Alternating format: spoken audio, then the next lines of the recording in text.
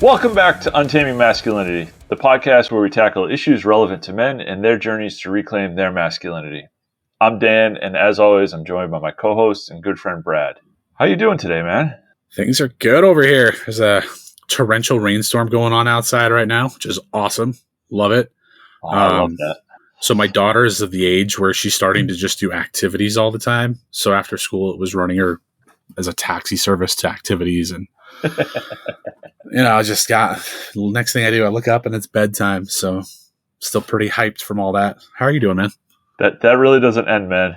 I know. It keeps getting better. But I'll tell you this, as they get older, it gets more fun. Yeah. Because the conversations become more interesting. And you end up doing, multiple kid taxi service, carpooling, and all that good stuff. So, yeah, man. I'm doing pretty good. We're in the middle of a kitchen renovation, so we are all living in a very small den that is also serving as our kitchen and our dining room. It's okay. We haven't found many major problems that have delayed the construction, so that's good. But good, man. How long is that supposed to go on? I think they said about 4 to 6 weeks. But they're cruising at a big clip, and we don't have like a big kitchen area, so it's not going to take that. It shouldn't take that long. It's relatively simple. I think it's going to be pretty quick until the point where they get drywall up and the floors in, and then we're going to have to wait for them to finish the floor, and we're going to have to wait for the cabinet install and cut the countertops and all that stuff. It's going to slow down a lot pretty soon. The cabinet install and the countertops, those are going to take a while. Yeah, but it's really nice. It's a 1950s house, and I'm pretty sure that the cabinets and the countertops and everything were original. So it's nice to get that out. Cool, man.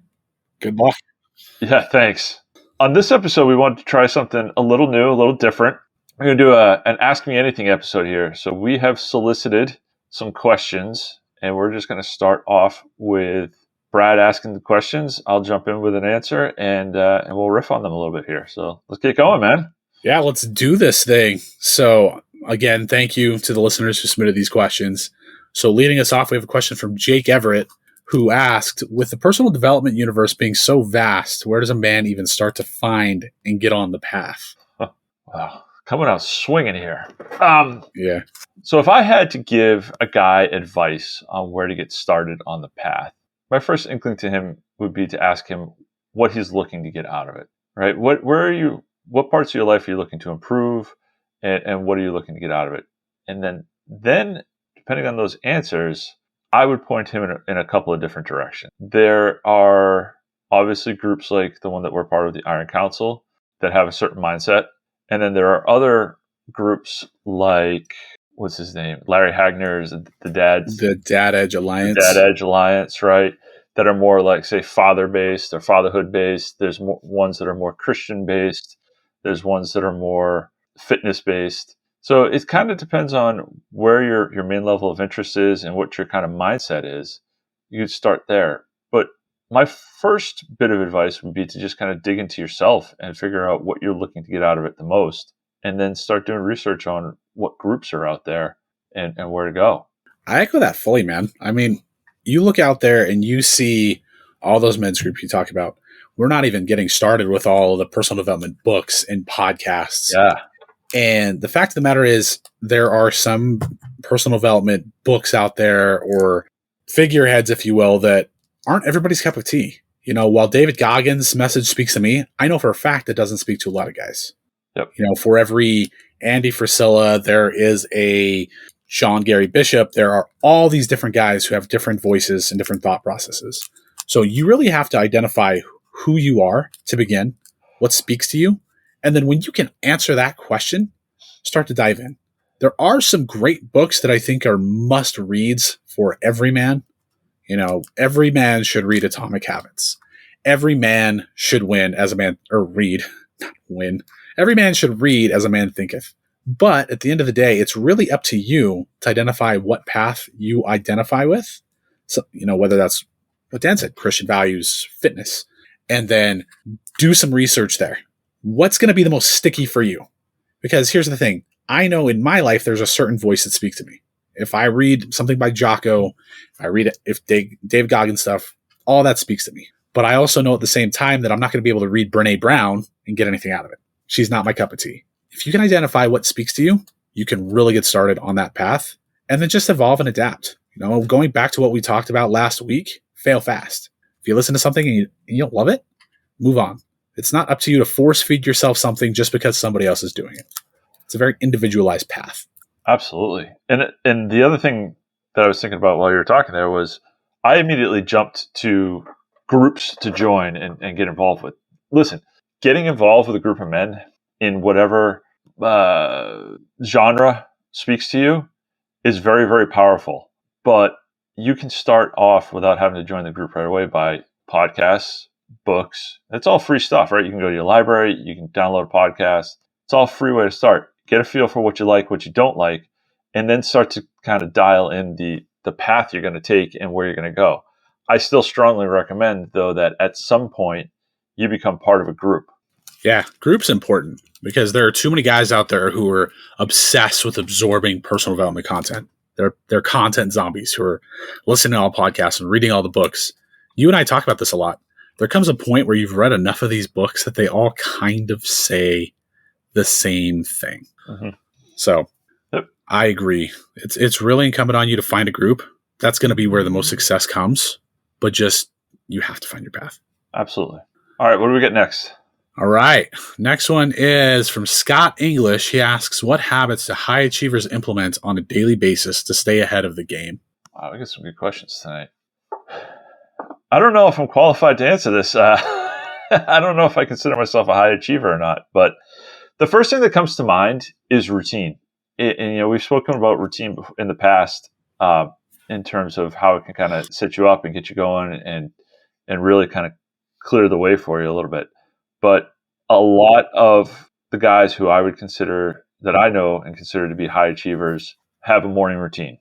That is the first thing that comes to mind. They get up and they knock out certain things, whether it's physical fitness, journaling, meditation, whatever kind of sets them for the day. They get that knocked out ahead of the day, and then they're able to be successful with the rest of the tasks that they need to perform during the day. The other is conversely an evening routine where they wind down and they kind of settle out their day. Guys also use tools like AARs where they'll do a really cognizant deep dive into what worked, what didn't, how do I fix it, how do I make it better next time. But as far as high achievers on a daily basis, I think the other part of that is just doing the things that need to be done as opposed, whether you like to or want to or not. There's a certain value. There's a high value in getting the work done and just continuously moving forward. And in my experience, guys who are high achievers do that on the regular, and they get the work done, and they keep kicking the ball down the road and making improvements every day. And it's not always easy, but it's that consistent motion that allows them to achieve what they achieve. This one's an interesting one because it's something I've been kicking around lately. When you think of habits, you think of Andy Frisella's Power List, or you think of The Miracle Morning by Hal Elrond. The thing that's most interesting about habits is the sustainability. When you're trying to be better, it's really easy to say, oh, I need to do this, and I need to do that, and I need to do this, and I need to do that. And you overcomplicate or over-engineer it so it becomes a complete mess. It's really hard to be sustainable if you're trying to check off 8, 9, 10 things a day. So in my humble estimation, high achievers keep it simple because they know that they have a system that is sustainable. Case in point, I've been trying to get my fitness back where I want it to be. I'm in pretty good shape, but I was looking at some pictures from where I was last year when I was at my peak, and I was thinking, man, I got to get back to that. And something that I was doing then that was extraordinarily successful for me was tracking my weight every day. Get up in the morning, weigh myself, write the number down. The problem I ran into is I tried to over-engineer that and make it much more convoluted. Well, if I'm tracking my weight, I should also be jotting down my calories and my protein and my fat intake, and then I should have all these trend lines. And by doing that and over-engineering it, it made it really hard for that to be a repeatable thing for me. So I fell off the wagon. So I was talking to another guy within the Iron Council yesterday about this. All he does is he wakes up in the morning, writes down his weight, and that's it. Yep. I was thinking about that, and I was like, that's so simple. And the elegance And the amazingness of it is simply in its simplicity. So when it comes to habits, keep it simple. Do the things that you know move the needle for you. Whether that's, we talk about fitness all the time, getting to the gym, reading, scripture study, praying, whatever that looks like. Identify that small core of things that you're going to hit every day. And honestly, if you look at like Andy Frisella, he recommends 5 items in the power list. I wouldn't go more than that. It's going to be really hard to sustain if you stretch yourself past that. The other thing I'd piggyback onto what you said there is remove your barriers from difficulty. So you were talking about your weight, right?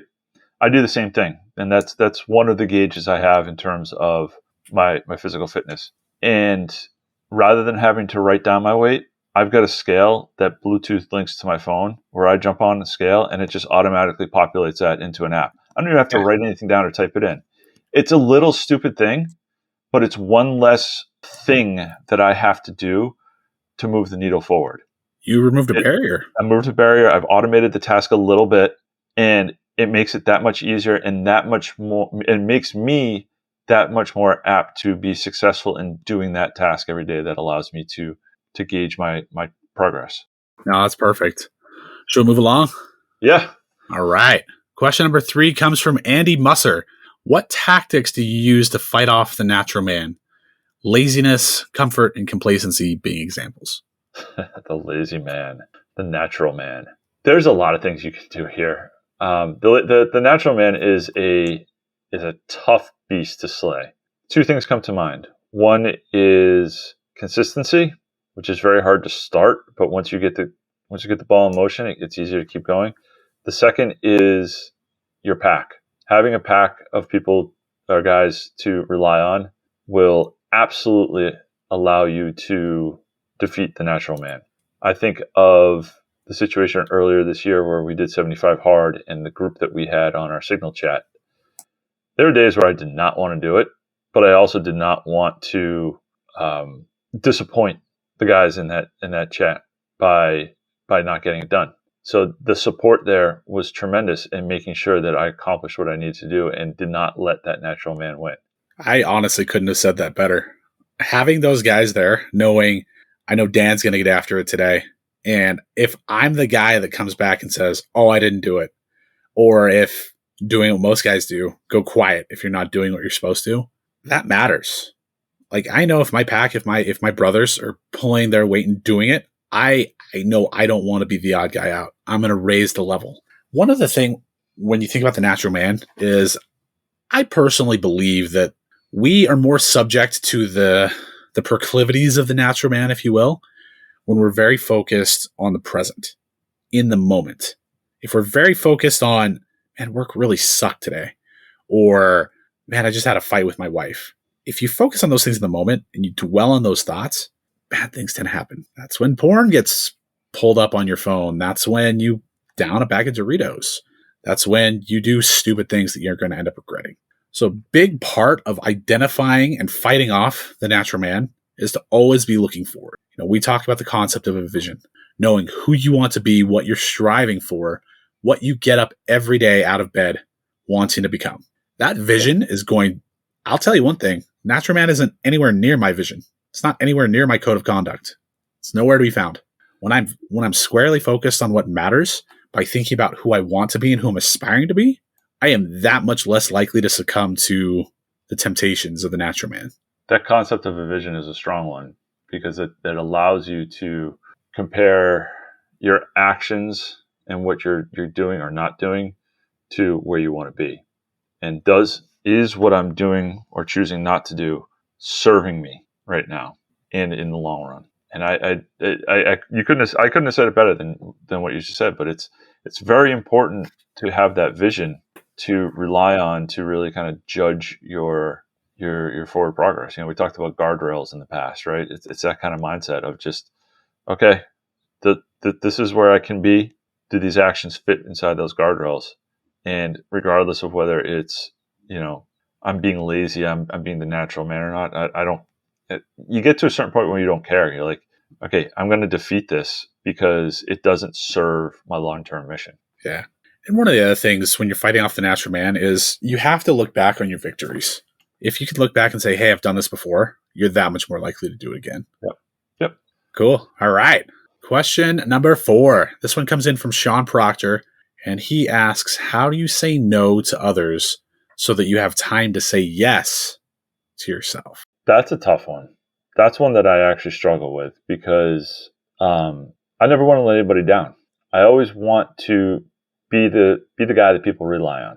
And what I've found over the last few years is that people don't mind you saying no as much as you think they're going to mind you saying no. And you're obviously going to say yes to the important things. You know, if your wife needs something from you, if there's a situation at work that is, directly impacts the profitability and the future of the company, you're going to say yes to those things. But, if your friend is moving his couch one weekend and you've got date night set up with the wife instead, you can say no to that stuff and it's not the end of the world. But it is hard, to Sean's point, it is hard to figure out how to say no to people and not feel selfish about using that time for yourself. You have to come to the conclusion, though, that I need to take care of myself first. It's the whole, put the mask on yourself first before you help others on the airplane kind of mentality. You need to be calibrated yourself. You need to be centered yourself. And if that means saying no to other people for frivolous stuff, then do it. It's hard. And the best way to do it is to practice. Find the really little things and say no. And by little things, I mean, like, I can't even think of an example off the top of my head, but like somebody says, hey, you want to go out to dinner Friday night? No, I've got plans with my wife. Or sometimes don't even give them a reason why not. Just say, no, that's not going to work for me, and move on. It's one of those things that becomes easier with time, and there's no real like trick to it. You just kind of have to start doing it, and it becomes easier as you do it. When I think about this one, I take the 10,000 foot view. We talked about this a little bit. My background was the prototypical quote unquote nice guy. When you're a nice guy, you're obsessed subconsciously. You don't necessarily come out and say it, and sometimes you don't even recognize it. But you're subconsciously obsessed with this concept of not letting other people down because you're scared that somebody's going to see you for who you really are and that you're not a good person. So when you're a nice guy, it is really hard to say no to others. You say yes to everything. Hey, can you help me move? Yeah. Hey, we go to this movie. Yeah. Hey, you want to go to dinner with me? Yeah. Whatever it is. You don't find yourself saying no because you don't want to let other people down, because you are terrified that if you let them down that they're going to find a way out of your life. And it's such a short-sighted way of thinking, because every time you say yes when you want to say no, for one, it takes up a lot of your time. But secondly, and more importantly, it fills you with resentment. Robert Glover talks about this idea at length in No More Mr. Nice Guy, that nice guys are not nice. They have a lot of internalized anger because you resent others, you resent yourself, and you're just pissed off because you're constantly living for somebody else. And if you're constantly living for somebody else, how can you be in integrity with yourself? How can you truly be there for your family, your loved ones, your brothers? How can you succeed in life? You can't. That anger and that resentment leads down a really dark road. So the act of saying no, while difficult, you have to approach it with this thought process that it's going to liberate you and free you. All that pent-up resentment and anger and frustration, it's going to go away. I promise you, if you tell your buddy that you can't go watch some cockfight or mud wrestling match or whatever stupid thing they want to do, that they're not going to hate you for it. Your buddy's still going to be your buddy. Your wife, if you tell her no, even if she wants to have sex and you tell her no that night, she might be a little frustrated. Now, bear in mind, I don't know any guy who would say no, but let's just say you do. She's not going to leave you for that. Saying no is going to change your mentality and make you that much more likely to be there for somebody else in addition to yourself. I threw out some weird examples there, but going with it. Yeah, you were much more eloquent in your answer than I was, but you hit the nail on the head. There's a lot to it, and there's power in being able to say no. And I'll add this: the people who truly respect you and care for you will respect you when you say no, and they'll appreciate it. They're not gonna hate you for it. They're gonna respect you and appreciate that, and it's gonna mean that much more to them when you say yes, because they're going to know that it's something that's absolutely worth your time. Right. All right. Question 5. This one comes in from David Body. Yes, that same David Body that we interviewed several months ago, the man, the myth, legend himself. He said, if you can't do something like the Iron Council or the Dad Edge Alliance, coming back to what we talked about earlier, how do you build a community of men, or at least a core group? So this was an interesting question when I first saw it, because I wanted to understand why. In what circumstance would you not be able to do something like the Iron Council?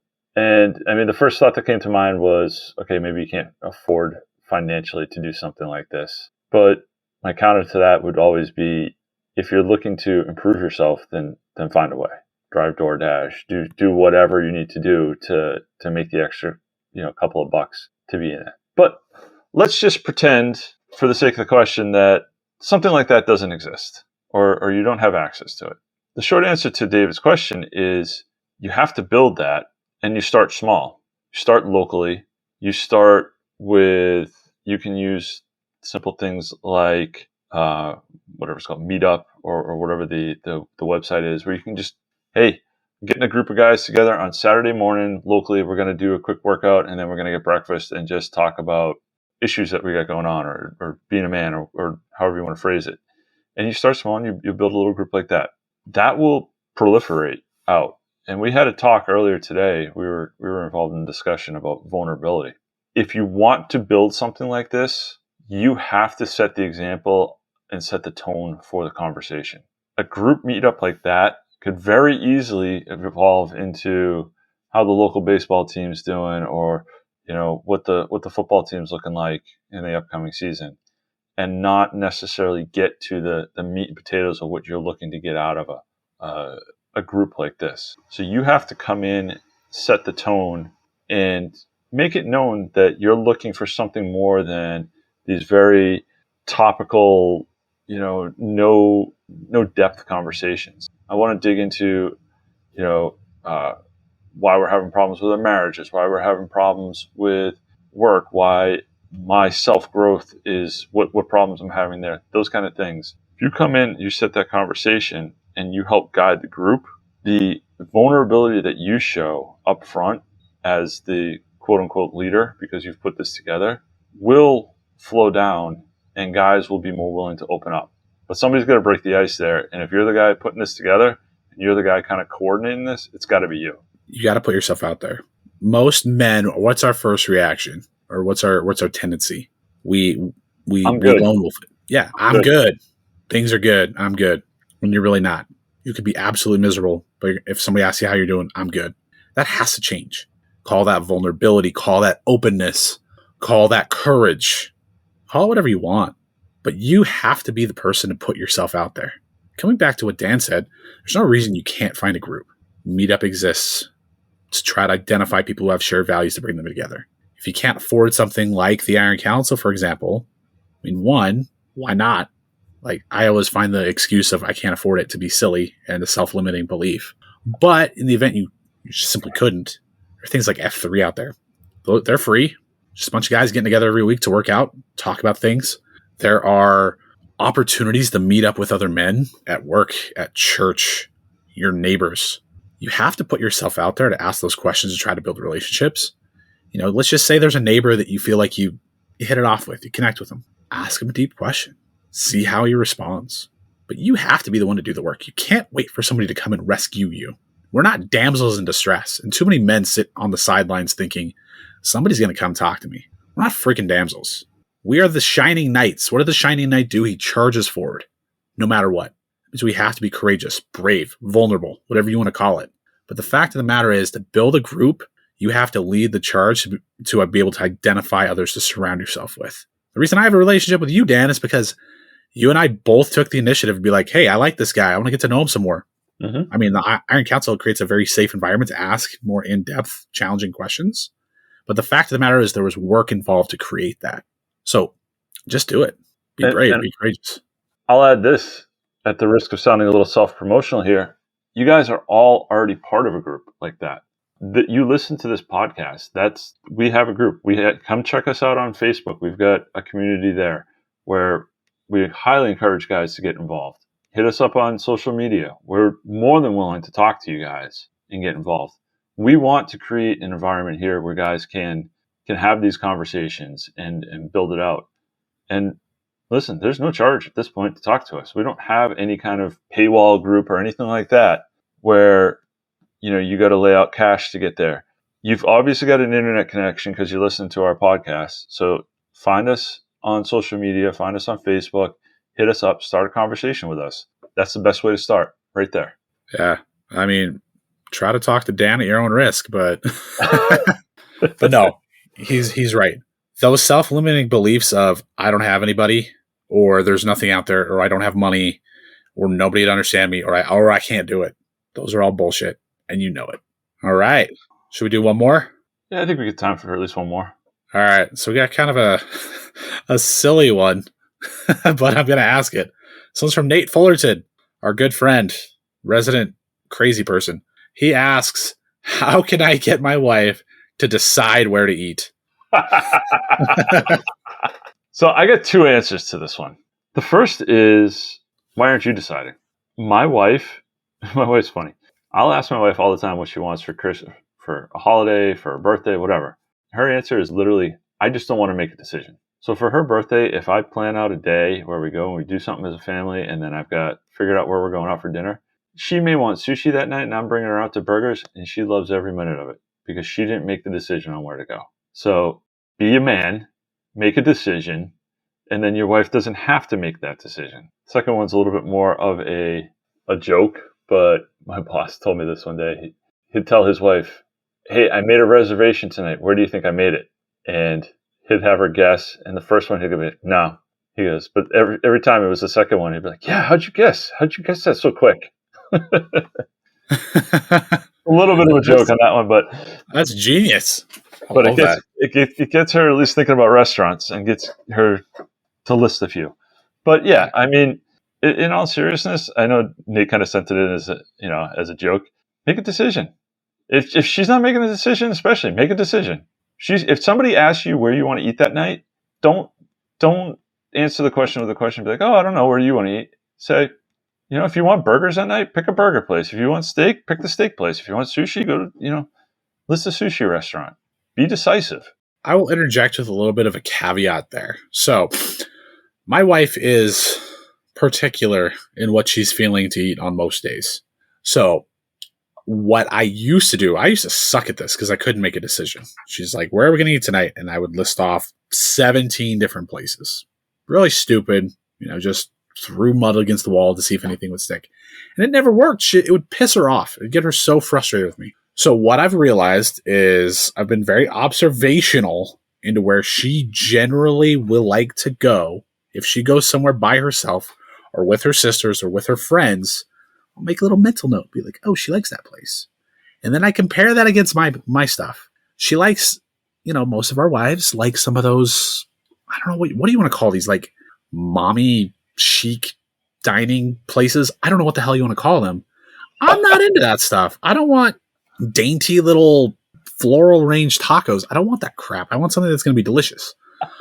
So I know that when my wife says, hey, I'm hungry, where should we go?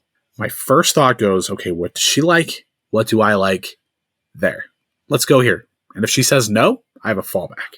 So you have to at least give and take a little bit to understand what she's interested in while keeping in mind what do I also like.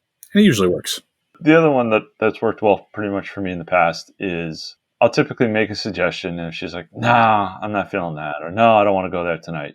My follow-up is always like, then something to the extent of, okay, well, what kind of food do you want to eat? Or what kind of food do you not want to eat tonight? And that at least helps me narrow the choices down. And then that question I get met with, I don't know on that question a lot. But see, then, this might cause a fight. So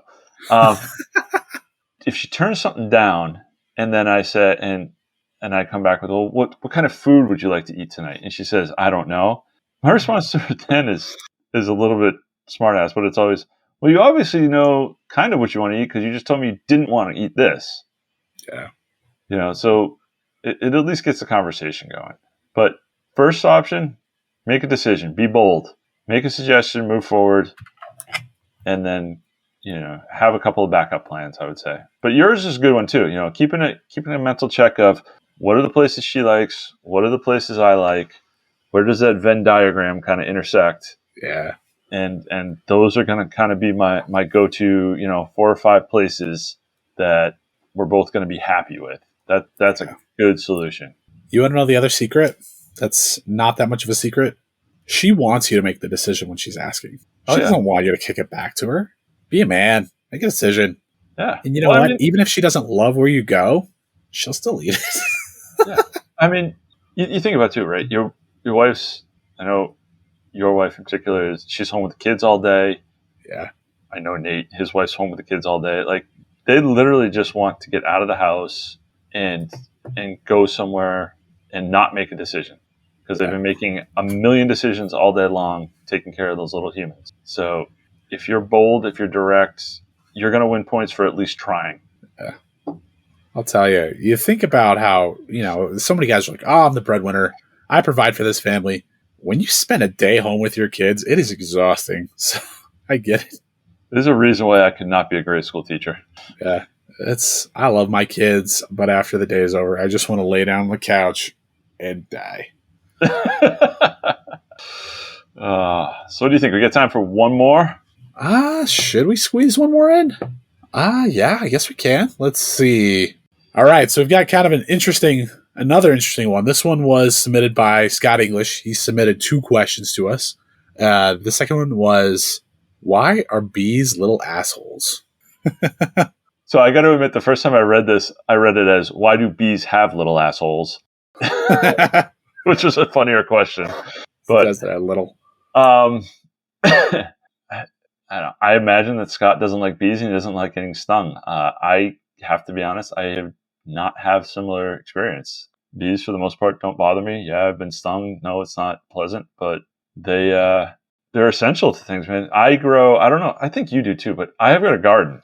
And in order for certain vegetables to grow in my garden, I actually need bees to be around to pollinate everything. So I'm actually very happy to see bees in my backyard floating around, kind of doing their bee thing. They can be little assholes, but they're really fun to watch my dog chase around and try and eat. And then every once in a while she'll get one and she'll get a big swollen lip and yelp like an idiot. So I don't know. I actually don't have a problem with bees. So. My question to Scott is, why are you pissing them off? Yeah. What are you doing, man? Are you like going with a tennis racket and just swatting them around? So no, I'll say this. Bees aren't assholes. Wasps and hornets are assholes. Oh yeah, those are straight from the fires of hell. Those are, straight from the fires of hell. So bees I can live with. Wasps and hornets, they can die a fiery death. Yeah, I find morbid joy in finding a wasp nest and spraying it with poison and watching them all die. I love it. It brings me joy. I can't say that I'm much different. So, all right, man, this is fun, dude. This is a lot of fun. We got to do this more often. This is a good time. So, I want to thank the guys for listening. I want to thank all the guys who submitted questions to us. We appreciate that a lot. I think there was 1 or 2 we didn't get to, and we will keep them for next time. But thank you guys all for listening, for sure. If you like this, let us know in the comments and the social media. Hit us up. You can find all of that at untamingmasculinity.com. You'll find the show notes for this and all of our other episodes, as well as links to our social media there. The one thing we do really ask that helps us a lot is if you guys leave us a rating and review in your podcast player. Like I said last episode, if you like it, give us 5 stars. If you hated it, give us 1 star, but make sure you put a review in there, because what you write means more than the stars. So again, Brad, thanks a lot, man. This was a lot of fun. We'll definitely do it again. And we ask you guys, just make sure you come back next week. And until then, we'll leave you with just one question. What are you doing to untame your masculinity?